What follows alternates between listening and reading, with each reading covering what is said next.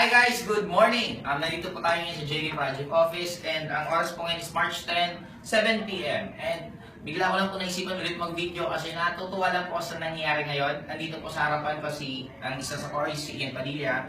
Si Ma'am Cherito naman kasi na-invite siya way back before pa sa 7,980. I'm just curious, Ma'am, ba't hindi po kayo nag-join sa 7,980 noon?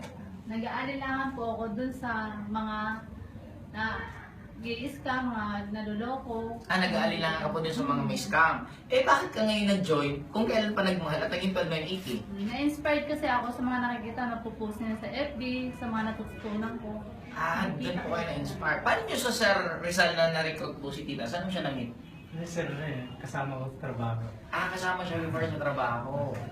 Anyway guys, may bilang po ang video ko. Ito po si Ian, isa po sa grupo po niya. Kaya saya-saya lang kasi may direct pala. Di ba may direct ka pala ng isang araw sa 2080? Na nakakatuwa kasi kung iisip nyo pala talaga, nasa tao lang.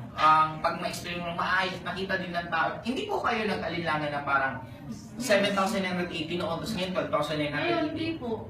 Okay lang sa inyo. Mas gusto ko siya mag-join ngayon. Oh, Grabe, no? Tita, ano pong trabaho niyo if you don't mind? Nag-ano ko, tatabaw sa pabrika, tapos nagdadala ko ng panindaw ko, chicharong fish cracker, palaman. Habang pumapasok ako. Ngayon, pandagdag ko na to ngayon.